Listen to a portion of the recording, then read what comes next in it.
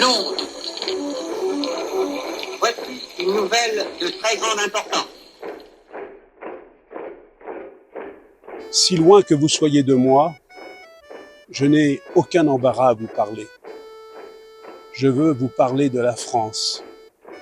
Et personne au monde ne connaît la chose française mieux que les Canadiens français. Je ne vous énumérerai pas nos erreurs militaires, morales, nationales. Le soldat, le catholique, le français qui vous parle les connaît et les reconnaît.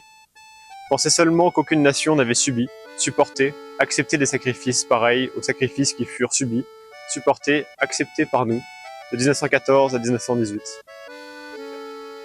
Les Français étaient morts en masse sur les champs de bataille, et ceux-là étaient les meilleurs. En sont témoins les Canadiens enfouis dans la même terre. Mais des conquérants se sont dressés dont le triste génie exploite implacablement les erreurs des autres. Nos propres fautes, celles de nos alliés, ont fait que ces conquérants ont vaincu l'armée française. Alors, parmi les dirigeants, une affreuse conjuration de panique a livré à l'ennemi notre armée, notre indépendance et jusqu'à la possibilité de penser librement en français. Maintenant, la France est à reconquérir, après quoi elle sera à refaire. Et c'est pourquoi l'âme de la France cherche et appelle à travers l'univers ceux qui aiment ce qu'elle est, ce qu'elle vaut, tout ce que siècle après siècle, elle a su faire pour les autres. L'âme de la France cherche et appelle votre secours, le vôtre, Canadiens français. Votre secours, elle le cherche et l'appelle, parce qu'elle vous connaît. Elle sait quelle part vous avez dans le passé, dans le peuple, dans l'État auquel vous appartenez.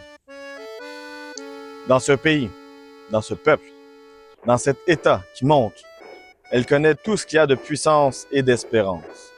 L'âme de la France cherche et appelle votre secours, parce qu'elle mesure votre rôle et votre importance à l'intérieur de l'Empire britannique, qui, aujourd'hui, soutient presque seul la cause de ceux qui veulent être libres. Votre secours, l'âme de la France le cherche et l'appelle, parce que le destin a fait du Canada la terre d'union de l'Ancien et du Nouveau Monde. Or, dans cette guerre mondiale, aucun homme de bon sens ne tient pour possible la victoire de la liberté sans le concours du continent américain.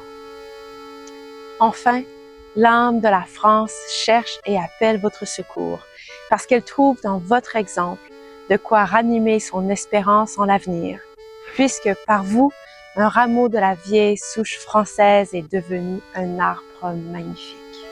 La France après ses grandes douleurs, la France après la grande victoire, saura vouloir et saura croire. Canadiens français, recevez le salut confiant d'un soldat français à qui, pour l'instant, incombe le grand devoir de parler seul au nom de la France.